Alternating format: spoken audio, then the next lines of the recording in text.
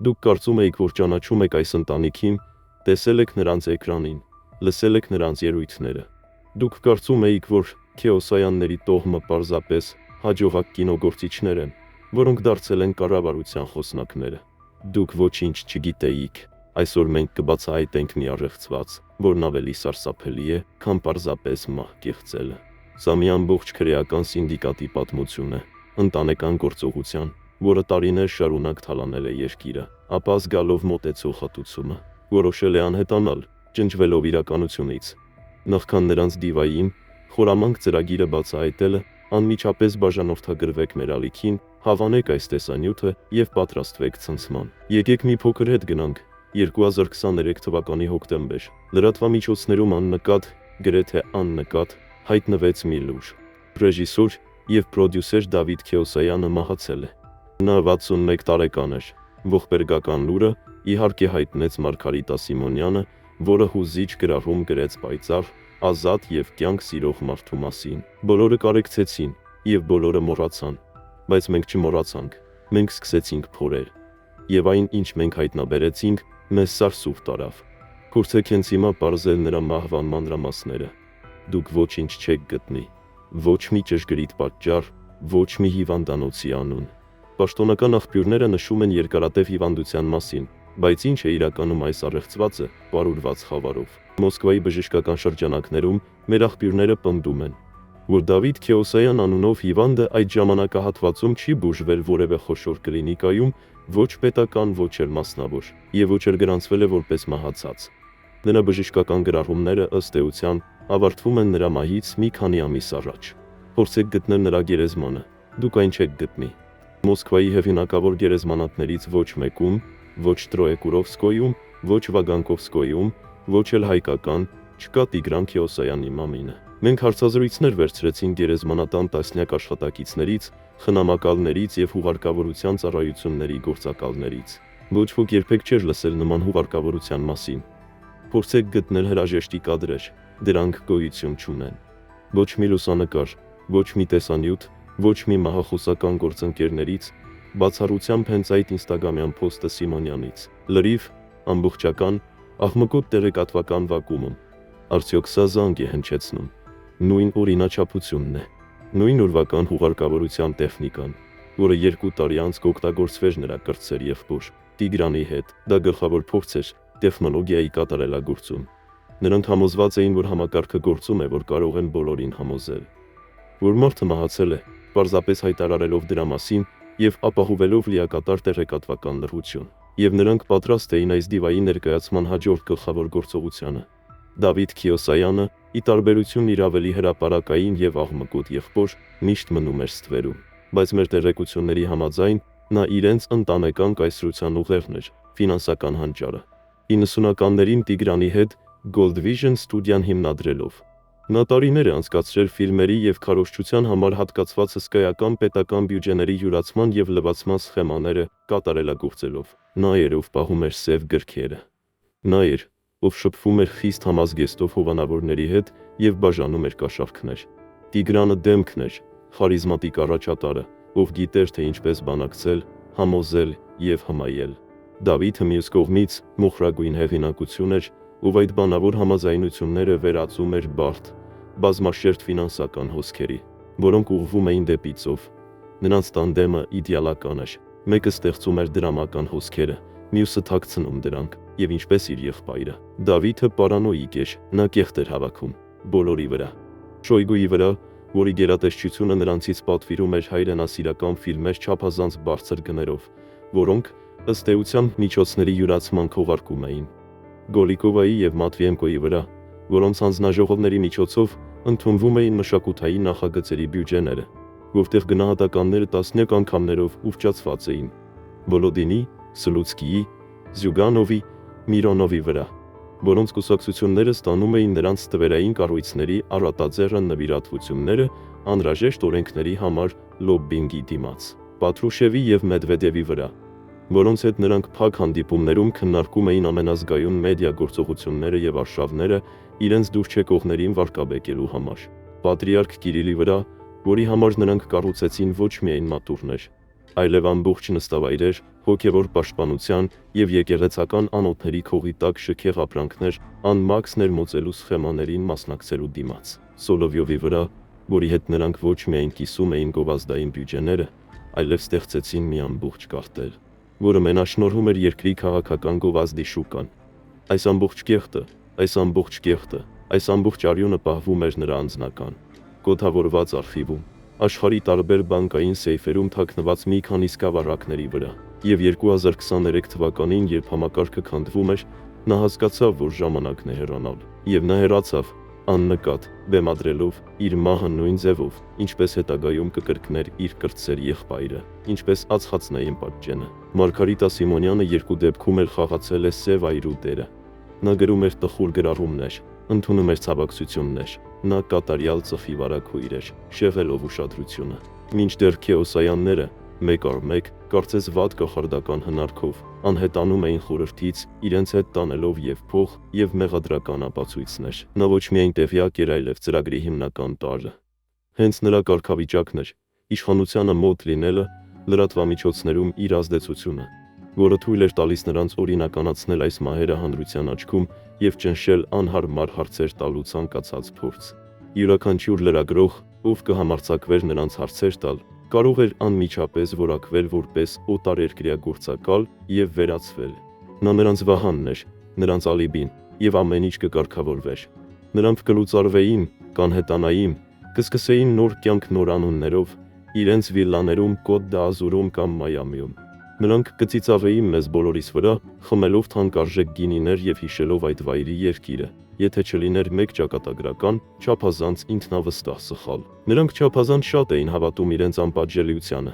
չափազանց շատ էին սիրում շքեղությունը և ճանապարհորդում, և նրանք ատում էին հենց այն արևմուտքը, որտեղ փախել էին մինչև դողալու աստիճան, և չէին կարողանում դիմադրել այնտեղից իրենց քայքայիչ գործունեությունը շարունակելուն։ Եվ այս անվերահսկելի, իռացիոնալ ատելությունը նրանց կործանումն էր։ Նրանք չէին բռնվել ֆինանսական խարդախության մեջ։ Նրանք բռնվել էին այն բանում, ինչում իրենք իրենց մասնագետներ էին համարում՝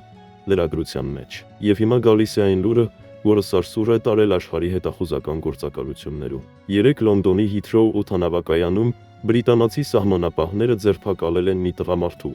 որը փորձում էր նստել Դուբայ մեկնող ինքնաթիռ։ Նա ներկայացրել էր հունական անձնագիր՝ ոմն Դիմիթրիոս Պապադոպուլոսի անունով։ Սակայն նրա դեմքը, չնայած քթի փոփոխված ձևին, տեղադրված ոսպնյակներին, աչքերի փոփոխված գույնին և խիտ մոխրագույն մորուքին, ծանոթ էր թվում սահմանապահ ծառայության ավագ սպային, որը մի ժամանակ վերապատրաստվել էր հակաահաբեկչական կենտրոնում և մարզվել էր փոփոխված դեմքերը ճանաչելու մեջ։ Նա որոնում էր Ինտերպոլի տվյալների բազան, որտեղ մեր տեղեկությունների համաձայն Դավիթ Քեոսայանը գրանցված էր ոչ թե որպես մահացած, այլ այսպես կոչված խիստ ծանուցմամբ, որպես մի քանի հետախուզական գործակալությունների համար օպերատիվ հետաքրքրություն ներկայացնող անձ, Եվրոպայում արմատական քաղաքական խմբավորումների ֆինանսավորման և հակաարևմտյան քարոզչություն տարածելու հնարավոր ներգրավվածության պատճառով։ Արագ կենսաչափական ստուգում է անցկացվել դեմքի ճանաչման ամենաժամանակակից համակարգի միջոցով, որը վերլուծում է ոչ միայն ֆիզիկական առանձնահատկությունները, այլև գանգի ոսկրային կառուցվածքը, և համակարգը վերադարձրեց 100% համապատասխանություն։ Դիմիտրիոս Պապադոպուլոսը պարզվեց, որ հանգուցյալ Դեյվիդ Քեոսայանն է։ Նա անմիջապես և աննկատ ձերբակալվեց Սքոթլանդ Յարդի հակաահաբեկչական ստորաբաժանման կողմից և տարվեց հարցաքննության Լոնդոնի կենտրոնում գտնվող գաղտնի շենք։ Մեռած մարդը մեկը ձերբակալվեց։ Նրա ձերբակալությունը աղետ է ամբողջ կլանի և նրանց հովանավորների համար, որովհետև այժմ Դեյվիդ Քեոսայանը գտնվում է բրիտանական հետախուզության MI6-ի ձեռքում, որ աշխարհի ամենահմուտ և անողոք գործակալություններից մեկն է, և նա այլընտրանք չունի, նա չի կարող լռել։ Եթե նա հրաժարվի խոսել, ապա պարզապես կարտաքսվի Ռուսաստան, որպես վիզայի խախտող ռեժիմ կեղծ փաստաթղթերով, և այնտեղ նրան սպասում է ոչ թե նախկին գործընկերների գրկումը, այլ Լյուբյանկայի սառը, խոնավ նկուղները և իրական, ոչ թե բեմադրված, ցավոտ մահը, որովհետև համակարգի համար նա դավաճան է փախած դավադրության և մահացու կոմպրոմատի միջոցով։ Նա չի կարող պարզապես մնալ Մեծ Բրիտանիայում բանտարկությունից հետո։ Իր և իր ընտանիքի համար քաղաքական ապաստան և վկաների պաշտպանություն ստանալու միակ միջոցը ամեն ինչ պատմելն է, բացարձակապես ամեն ինչ, բոլորին հանձնելը, որին ճանաչում է, բացահայտել ամբողջ փտած համակարգը, որը նա օգնել է կառուցել, եւ նա կխոսի, նա արդեն խոսում է։ Մեր տեղեկությունների համաձայն նրա հարցաքննությունները շարունակվում են շուրջօրյա, եւ նա փրկելով իր կյանքը ամեն ինչ պատմում է։ Նա բացահայտում է այն սխեմաները, որոնցով նրանք տասնամյակներ շարունակ թալանել են Ռուսաստանի բյուջեն, հորինված կինոնախագծերի միջոցով։ Նա անվանում է Պաշտպանության նախարարության, կառավարության եւ նախագահի վարչակազմի բոլոր բարձրաստիճան պաշտոնյաներին, որոնք կաշառք են ստացել նրանցից։ Նա կազմում է դրամական հոսքերի գրաֆիկներ, բացահայտում է հաշիվների համարները եւ գաղտնաբառեր է փոխանցում օֆշորային ընկերություններին։ Նա իր ողջ կոմպրոմատային արխիվը կհանձնի բրիտանական հետախուզությանը, այն նույն արխիվին, որը ըստ էության կրկնօրինակում է իր եղբոր արխիվը։ Եվ ամենակարևորը, դավադրության մեջ ներգրավված բոլորի համար ամենասարսափելին, նա կբացահայտի ամեն ինչ Տիգրանի փախուստի ծրագրի մասին, թե որտեղ է նա ենթադրաբար թաքնվում, ինչ անվան տակ եւ որտեղ է գտնվում սև տետրակի իր մասը։ Նա կդավաճանի իր կրտսեր եղբորը սեփական մաշկը փրկելու համար, որովհետև նրանց աշխարհում չկա պատվի, ընտանիքի կամ հավատարմության հասկացություն, կա միայն գոյատևման սառը, կենդանական բնաստ։ Հենց այդ պատճառով էլ Մարգարիտա Սիմոնյանը ինքնուրույն ընդունվել է հիվանդանոց։ Նրա քաղցկեղը պարզապես քողարկում չէ։ Դա ալիբի է եւ հուսահատ փորձ կարեկցանք առաջացնելու, երբ այս ամբողջ մեծ ծրագիրը փլուզվի։ Նա գիտեր, որ եղբայրների փախուստը կրակի հետ խաղ էր, անկանխատեսելի արդյունքով։ Նա պատրաստվում էր ձախողման։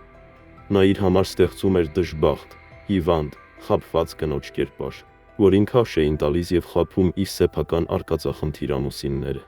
Մինչ Տիգրանը կեղծում էր իր կոման, նա Գերմանիայում բուժման պատրվակով վազվզում էր աշխարհով մեկ, ոչ թե նրան օգնելու, այլ գողացված միլիարդներից իր անձնական բաժինը թաքցնելու համար, այն առանձնացնելով ընտանիքի ընդհանուր ֆոնդից։ Ինչպես փորձառու առնետ, նա զգում էր, որ նավը խորտակվում է եւ պատրաստում էր առանձին փրկարար նավակ՝ լի ոսկով։ Նա պատրաստվում էր դավաճանել նրանց երկուսին էլ հենց այն պահին, երբ նրանք կդառնային իր համար անօգուտ կամ ավելի վատը վտանգավոր, եւ մինչ նա եթերում արտասանում է շքեղ ուղարկավորության ճառեր անդառնալի կորստի մասին, իսկ Ալյոնա Խմելնիցկայան, որի լրությունը ակնհայտորեն գնվել էր ժառանգության շատ առատաձեռ ըմբաժինով, տխուր եւ կարոտով հիշում է նախկին ամուսնու պաշտամունքային ֆիլմերը։ Այս ամբողջ շքեղ կառույցը, որը կառուցված էր ստի եւ փողի վրա, փլուզվում է ինչպես հաղաքարտերի տնակը փոթորկի մեջ։ Դուք քիչ բան գիտեիք այս ընտանիքի մասին։ Դուք կարծում էիք, որ նրանք պարզապես տաղանդավոր օպորտունիստներ են, որոնք հաջողությամբ հարմարվել էին ռեժիմին։ Ոչ, դա մի ամբողջ կլան էր, իսկական հանցավոր սինդիկատ, որը տարիներ շարունակ հեռուստատեսությամբ հեռարձակում էր այն, ինչ իշխանությունները ցանկանում էին։ Դրա դիմաց նրանք ստացան սրբազան, անձեռնմխելի իրավունք, անպատիժ թալանելու երկիրը, նրանից միլիարդներ խլելով։ Սակայն իշխանությանը այս մոտիկությունը, այս գիտելիքը ապացուցեցին նրանց կործանումը։ Նրանք չափազանց շատ բան գիտեին։ Նրանք դարձան ամենասարսափելի պետական գաղտնիքների կրողները։ Եվ երբ համակարգը որոշեց ազատվել նրանցից, նրանք փորձեցին իրենց վերջին, ամենահամարձակ խաբեությունը։ Բայց նրանք պարտվեցին։ Դավիթ Քիասյանի ձերբակալությունը Լոնդոնում ավելին է, քան պարզապես ձերբակալություն։ Դա անվերահսկելի շղթայական ռեակցիայի սկիզբն է։ Այժմ բրիտանական հետախուզությունը, նրանից ստանալով ողջ տեղեկատվությունը, կսկսի իր սեփական մեծ եւ սարսափելի խաղը։ Նրանք կարող են օգտագործել կոմպրոմատային նյութերը, Կրեմլին լիովին շանտաժի ենթարկելու համար, պահանջելով անհավանական քաղաքական զիջումներ։ Նրանք կարող են կազմակերպել իրենց սեփական փայլուն գործողությունը, բռնելու Տիգրան Քեոսայանին, վերահսկողություն ձեռք բերելով նաեւ նրա արխիվի նկատմամբ, այդպիսով դառնալով աշխարհի ամենահզոր զենքի միակ սեփականատերը։ Նրանք կարող են այս տեղեկատվության որոշ մասեր չափավոր չափաբաժիններով արտահոսել միջազգային մամուլին, Ռուսաստանում պալատական հեղաշրջում անելու համար։ Մեկ մահացած մարդու ձերբակալությունը բացեց Պանդորայի արքղը, եւ ազատ արձակված դևերը կարող են քաոսի մեջ գցել ոչ միայն Ռուսաստանը, այլև ամբողջ աշխարհը։ Մենք ականատես եղանք մի իրադարձության, որը կմտնի գաղտնի ծառայությունների պատմության գրքերում։ Երկու եղբայր, երկու մահացած տղամարդ, երկու մահացու մեղադրական ապացույցների կրողներ։ Մեկը գերի է ընկնում եւ երգում է ինչպես սոխակ թշնամու մայրաքաղաքի սրտում։ Մյուսը, ինչպես որսված գայլ, վազվզում է աշխարհով մեկ, որսված բոլորի կողմից։ Մեկ այրի, որն իրականում սարդ է, խճճված իր սեփական ցանցում եւ պատրաստ է կծել յուրաքանչյուրին, ով մոտենա։ Եվ Ռուսաստանի կառավարության ողջ բարձրաստիճան պաշտոնյաները ամեն վայրկյան սարսափով սպասում են, թե իրենց կեղտոտ կմախքներից որն է հաջորդը դուրս գալու պահարանից։ Այս պատմությունը դեռ շատ հեռու է ավարտից, բայց մի բան արդեն պարզ է՝ շոուն ավարտվել է։ Սկսվում է արյունալի, անողոք հաշվեհարդար։ Մինչ Դավիթ Քիասոյանը տալիս է իր առաջին ամենաարժեքավոր վկայությունը մի 6-ի գաղտնի շտաբ բնակարանում Վոքսհոլ Քրոսում, Մոսկվայում ծավալվում է անտեսանելի, բայց ոչ պակաս դաժան դրամը։ Կրեմլը գիտակցելով աղետի մասշտաբները, անցել է լիակատար պաշտպանության ռեժիմի։ Մեր տեղեկություններով բոլորը, ովքեր այս կամ այն կերպ կապված էին Քեոսայան տոհմի հետ, ենթարկվել են լուրջ ճնշման։ Սկսվել են գաղտնի հարցաքննություններ, խուզարկություններ և փաստաթղթերի առգրավումներ։ Համակարգը ֆելահեղորեն փորձում է պարզել, թե որքան խորն է եղել Անուարի ազդեցությունը, և ովքեր, բացի եղբայրներից, հասանելիություն են ունեցել մեղադրական ապացույցներին։ Հատուկ ուշադրություն է դարձվում Մարգարիտա Սիմոնյանին։ Նա ըստ էության տնային կալանքի տակ է հայտնվել իր առանձնատանը։ Նրա հեռախոսները լսվում են, շարժումները վերահսկվում են, և նրա բոլոր լրատվամիջոցները գտնվում են նախագահական վարչակազմի նրա աշխատակիցների խիստ վերահսկողության տակ։ Նա այլևս իր կայսրության տիրուհին չէ։ Նա արժեքավոր վկա է, որը պահվում է ոսկեզօծ վանդակում մինչև բոլոր հանգամանքների պարզաբանումը։ Մինչդեռ միջազգային ասպարեզում սկսվում է իսկական մեծ խաղը։ Դավիթ Քեոսայանի ձերբակալությունը դարձել է բրիտանական հետախուզության հաղթաթուղթ, բայց մյուս խաղացողները նույնպես չեն բավարարվում անտեսանելի նստելով։ ԿՀՎ-ն, որը մեր տեսության համաձայն վերահսկել է Տիգրանի փախուստը, այժմ հայտնվել է անհարմար վիճակում։ Նրանց արժեքավոր ակտիվը, պարոն Տիգրանը, այժմ կարող էր բացահայտվել իր եղբոր ցուցմունքով։ Նրանք շտապ փորձում են վերահաղել իրավիճակը, գուցե նույնիսկ կազմակերպել գործողություն Մեծ Բրիտանիայում Դավիդին վերացնելու համար, որպեսզի նա չբացահայտի չափազանց շատ բան։ Մյուս կողմից, խաղի մեջ է մտել նաև իսրայելական Մոսադը, որի մասնագետները, ըստ լուրերի, օգնում էին եղբայրներին նոր ինքնություններով, փորձելով իր խողովակներով մուտք գործել կալանավորվածի մոտ, թաքցնելու իրենց ներգրավվածությունը։ Լոնդոնը դարձել է աշխարհի բոլոր հետախուզական գործակալությունների միջև անտեսանելի մարտի ասպարեզ։ Իսկ ինչ կասեք Տիգրանի մասին։ Եղբոր ձերբակալության լուրը, անկասկած, ցնցող էր նրա համար։ Նա հասկացավ, որ իրենց հանճարեղ ծրագիրը ձախողվել է։ Իմանա թիվ 1 թիրախն է ոչ միայն ռուսական հետախուզության, այլև բրիտանացիների համար, որոնք Դեյվիդից տեղեկություն ստանալով համաշխարհային մարտավոզ կսկսեն։ Նրա հանգիստ կյանքն Արգենտինայում ավարտվել է, նախքան այն սկսվելը։ Մեր տեղեկությունների համաձայն նա անմիջապես լքել է իր անվտանգ տունը և թաքնվել, կտրելով բոլոր կապերը։ Նա այլևս ոչ մեկի հետ չի վստահում։ Նա դարձել է միայնակ, որսորդվող գազան, հասկանալով, որ այժմ կարող է հույսը դնել միայն իր գողացված միլիարդների և իր հաղթաթղթի սև տետրակի վրա։ Եվ այս հուսահատ իրավիճակում նա պատրաստ է անել ամենաանկանխատեսելի քայլերը։ Այս նոր, քաոսային իրականության մեջ Մարգարիտա Սիմոնյանը, փակված իր տանը, անում է միակ բանը, որ գիտի։ Սկսում է նոր սարդոստային հյուսել։ Նա հասկանում է, որ իր փրկության միակ հնարավորությունը համակարգի համար ավելի օգտակար, ավելի անփոխարինելի դառնալն է։ Նա սկսում է գաղտնի կեղտ թափել իր նոր ղեկավարներին, իր նախկին հովանավորների, նրանց վրա, ովքեր իր հետ մասնակցել են փախուստի կազմակերպմանը։ Նա իրեն առաջարկում է որպես մաքրող, պատրաստ է բոլորին խեղդել, ջրի երեսին մնալու համար։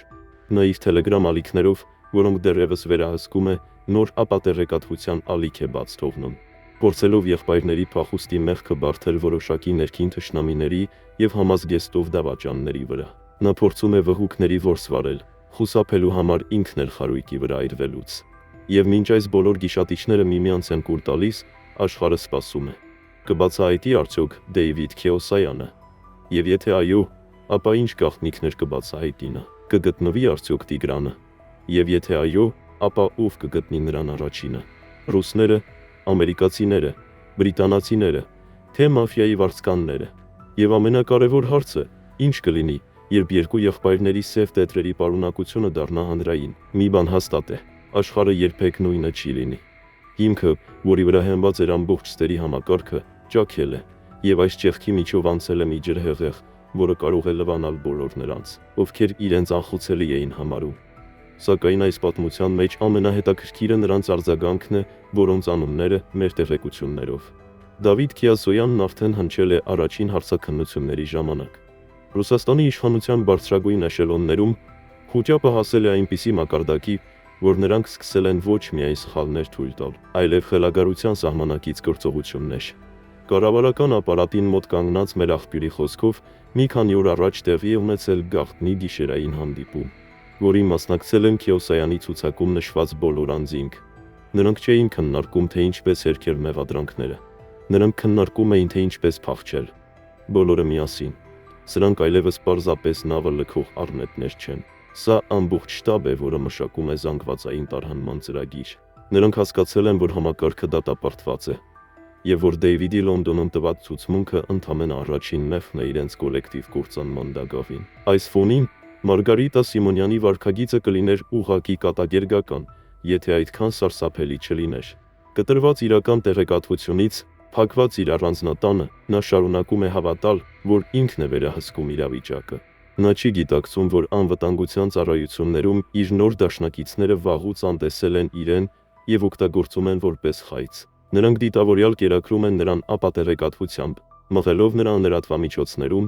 նոր, նույնիսկ ավելի խելագար գործողությունների։ Նրա հիստերիկ գրառումները, արևմուտքի դեմ մեղադրանքները, ուժեղ եւ վստահ թվալու փորձերը, այս ամենը նրանց նոր ծրագրի միայն մի մասն է։ Նրանք նրան վերածում են կատարյալ մեղքի նոխազի, իրականությունից կտրված խելագար կնոջ, որին հետո կարելի է մեղադրել բացարձակապես ամեն ինչի համար, իր ամուսինների փախուստների, միլիարդների գողության եւ նույնիսկ դավաճանության, մինչդեռ Լոնդոնից ի հայտ են գալիս նոր, նույնիսկ ավելի ցնցող մանրամասներ։ Անվտանգության երաշխիքների դիմաց Դավիթ Քիոսայանը համաձայնվեց մեղքի խոստովանության համաձայնագրի եւ սկսեց ցուցմունք տալ ոչ միայն կոռուպցիայի, այլև ռեժիմի ամենասարսափելի, արյունալի գաղտնիքների մասին։ Մեր մի 6 աղբյուրի խոսքով նա նկարագրել է արտասահմանում անցանկալի լրագրողներին եւ քաղաքական գործիչներին վերացնելու գաղտնի ծրագիր, որը վերահսկվում էր իր բարձրաստիճան հովանավորներից մեկի կողմից։ Նա անվանել է հանցագործներին եւ բացահայտել այդ գործողությունների ֆինանսավորման սխեմաները իր եւ իր եղբոր կողմից ստեղծված օֆշորային ընկերությունների միջոցով։ Նրա ցուցմունքը պատրաստի գործ է Հաագայի միջազգային քրեական դատարանի համար։ Նա պարզապես չի հանձնում իր նախկին գործընկերներին։ Նա նրանց հանձնում է որպես միջազգային ահաբեկչության կազմակերպիչներ, եւ սա արդեն դժվարին իրավիճակում է դրել բրիտանական կառավարությանը։ Մի կողմից նրանք ձեռք են բերել զենք, որը կարող է ոչնչացնել իրենց աշխարհաքաղաքական հակառակորդին։ Մյուս կողմից նման տեղեկատվության հրապարակումը կարող է հանգեցնել անկանխատեսելի հետևանքների, այդ թվում դիվանագիտական հարաբերությունների լիակատար խզման եւ նոր սառը պատերազմի սկսման։ Նրանք նստած են վառոդի տակառի վրա եւ չգիտեն, թե ինչ անել դրա հետ։ Պայթեցրեք այն հիմա եւ տեսեք, թե ինչ կլինի, կամ օգտագործեք այն որպես երկարատև։ Ցավոք շանտաժի գործիք։ Մինչ նրանք մտածում են այս մասին, աշխարհը սպասում է։ Մահացած Դավիթ Քիոսայանի յուրաքանչյուր նոր խոսք կարող է վերջինը լինել իշխանության գլուխ գտնվող մեկի համար։ Այս ընդհանուր քաոսի եւ վախի մթնոլորտում մենք իմացանք, որ Ռուսաստանի կառավարության գաղտնի արձանագրությունը, որը նեղ շրջանակներում հայտնի է որպես Պերիմետր 2, ուժի մեջ է մտել։ Սա ռազմական համակարգ չէ, այլ արտակարգ իրավիճակներին արձագանքման եւ ակտիվների պահպանման ծրագիր, լիակատար փլուզման դեպքում։ Ծրագիր, որը մշակվել է դեռևս Անդրոպովի ժամանակ եւ բազմիցս թարմացվել է այդ ժամանակվանից։ Այն նախատեսում է արտաքսված կառավարության եւ ստվերային ֆինանսական կառույցների ստեղծում, որոնք կսպասեն անհանգիստ ժամանակներին եւ կապահովեն ռեժիմի վերականգնումը ապագայում։ Եվ մեր ցնցող տեղեկությունների համաձայն, այս ծրագրի ֆինանսական մասի համար պատասխանատու հիմնական դեմքերը Քիոսայան եղբայրներն էին։ Նրանց փախուստը պարզապես փախուստ չէր, այլ ամբողջ համակարգի գաղտնի ֆոնդի բանալիները պահողների նախապես պլանավորված տարհանում։ Այժմ Կրեմլի համար ողբերգության իրական մասշտաբները պարզ են դառնում։ Դեյվիդի ձերբակալությունը Լոնդոնում պարզապես արժեքավոր ակտիվի կորուստ չէ։ Դա ամբողջ աշխարհի վերջի ծրագրի վարկաբեկում է։ Այժմ բրիտանական հետախուզությունը եւ հետագայում բոլոր արևմտյան հետախուզական գործակալությունները հասանելիություն են ստացել ոչ միայն վարկաբեկող նյութերին, այլև Ռուսաստանի ստվերային պետության ֆինանսական ճարտարապետության ճանապարհային քարտեզին։ Նրանք գիտեն, թե որտեղ է թաքնված փողը, ում են պատկանում ակտիվները, եւ որ արևմտյան քաղաքական գործիչներն ու գործարարներն են տարիներ շարունակ գաղտնի համագործակցել Կրեմլի հետ։ Այս գիտելիքը նրանց ուժ է տալիս ոչ միայն շանտաժի ենթարկելու, այլև ամբողջությամբ քանդելու այս ամբողջ ստորգետնյա կայսրությունը։ Այս ֆոնի վրա Մարգարիտա Սիմոնյանի գործողությունները թվում են ավելի խղճալի եւ ողբերգական։ Նա, ով միշտ իրեն ծանոթ էր համարում բարձրագույն գաղտնիքներին, պարզվեց, որ պարզապես փոքրիկ խաղաքար է, անտեղյակ պերիմետր 2-ի գոյության մասին։ Նա մնացել է մթության մեջ, օգտագործվել է որպես սպառվող նյութ, որպես շատ ավելի կարևոր գործողության քողարկում։ Նրա ներկայիս գոյատևման փորձերը, դավաճանությունն ու խարդավանքները պարզապես խամաճիկի տանջանք են, որի կապերը կտրվել են։ Նա կարծում է, որ պայքարում է իր կյանքի համար, բայց իրականում նրա ճակատագիրը կնքվել է այն պահին, երբ իր ամուսիններին ընտրեցին որպես խնամակալներ։ Իսկ ինչ կասեք Տիգրանի մասին։ Ի տարբերություն իր եղբոր, նա դեռ ազատության մեջ է, բայց հիմա նա բոլորի ամենացանկալի թիրախն է։ Ռուսական հետախուզությունը կփորձի վերացնել նրան, որպեսզի նա չկրկնի եղբոր սֆրանքը։ Արևմտյան հետախուզությունը կփորձի բռնել նրան, Պանդորայի արքվի մյուս կեսը ստանալու համար։ Եվ նա ինքը, հասկանալով, որ իրեն դավաճանել են բոլորը, այդ թվում իր սեփական Կրեմլի ներկայացուցիչները, կարող է դիմել ամենաարմատական քայլին։ Նա կարող է կամավոր հրապարակել իր իմացած ամեն ինչ։ Ոչ թե վրեժխնդրության համար, այլ պարզապես այրելու այս աշխարհը, որը ստեղծել է նրան, օգտագործել եւ մերժել։ Նա մի մարդ է, որը կորցնելու ոչինչ չունի, եւ դա նրան դարձնում է մոլորակի ամենավտանգավոր մարդը։ Բայց մինչ Տիգրանը փախուստի մեջ է, իսկ Դավիթը հարցաքննվում է, Լոնդոնում տեղի է ունենում մեկ այլ, ոչ պակաս կարևոր իրադարձություն։ Կուլ է տալիս կլանի երրորդ կարևոր դեմքը, նրանց մայրը, Լաուրա Գևորգյանը։ Հասկանալով, որ իր ավագ որդին ձերբակալվել է, իսկ կրտսերը փախուստի մեջ, նա որոշում է կայացնում։ Մեր աղբյուրների փոխանցմամբ նա գաղտնի թռել է Լոնդոն, բայց ոչ թե Դեյվիդին փրկելու համար։ Նա թռել է նրա դեմ ցուցմունք տալու։ Նա պատրաստ է բացահայտել որդիների ֆինանսական խարդախությունների մասին ամեն ինչ, որոնց մասին, ինչպես պարզվում է, նա շատ ավելին գիտեր, քան խոստովանում էր։ Ինչու՞։ Նրա նպատակը փողը չէ։ Նրա նպատակն է փրկել իր կրտսեր, սիրելի որդուն Տիգրանին։ Նա բրիտանական իշխանություններին գործարք է առաջարկում։ Նա կհանձնի իր ավագ որդուն Դեյվիդին եւ նրա բոլոր ծրագրերը Տիգրանի եւ նրա առաջին ամուսնությունից երեխաների պաշտպանության ծրագրի դիմաց։ Սա իսկապես Շեքսպիրյան դրամա է, մայրը զոհաբերում է մեկ որդուն մյուսին փրկելու համար։ Այս նոր փոփոխականը ամբողջությամբ փոխում է Լոնդոնում ուժերի հավասարակշռությունը։ Այժմ մի վեցն ունի ոչ թե մեկ արժեքավոր վկա, այլ երկու, եւ նրանց ցուցմունքները միմյանց լրացնելով ստեղծում են ամբողջ ռուսական էլիտայի հանցագործությունների ամբողջական համապարփակ պատկեր։ Դեյվիդը, իմանալով մոր դավաճանության մասին, զայրանում է եւ սկսում է բացահայտել ավելին, զրպարտելով ոչ միայն իր նախկին հովանավորներին, այլև իր ամբողջ ընտանիքին, այդ թվում եղբորը։ Նա բացահայտում է գաղտնի թաքստոցներ, որոնց մասին նույնիսկ մայրը չգիտեր, եւ հանձնում է կրիպտոարժույթային դրամապանակների բանալիներ, որոնց գոյության մասին ոչ ոք չէր կասկածում։ Ընտանեկան թշնամանքը, զուգորդված ինքնապահպանման բնազդի հետ, դառնում է տեղեկատվություն ստանալու ամենաարդյունավետ գործիքը։ Մինչդեռ Մոսկվայում Մարգարիտա Սիմոնյանը, իմանալով, որ իր մայրը եւ ամուսնուն նախկին կինը այժմ Լոնդոնում են ցուցմունք տալու, հասկանում է, որ իր խաղն ավարտվել է։ Իր սեփական հովանավորների նկատմամբ դավաճանությունն այլևս իմաստ չունի։ Նա այլևս արժեքավոր վկա չէ, քանի որ Լոնդոնում շատ ավելի տեղեկացված վկաներ կան։ Նա հասկանում է, որ անվտանգության ուժերում իր նոր դաշնակիցները պատրաստվում են իրեն ոչնչացնել որպես ավելորդ ապացույց։ Մենք շարունակում ենք հետևել այս դիվային խաղի յուրաքանչյուր քայլին։ Ձեր աջակցությունը մեզ օգնում է բացահայտել ճշմարտությունը։ Համոզվեք, որ բաժանորդագրված եք մեր ալիքին եւ հետևեք ցնցող շարունակությանը, քանի որ ամենահետաքրքիր մասը նոր է սկսվում։ Ճշմարտությունը պետք է ասվի։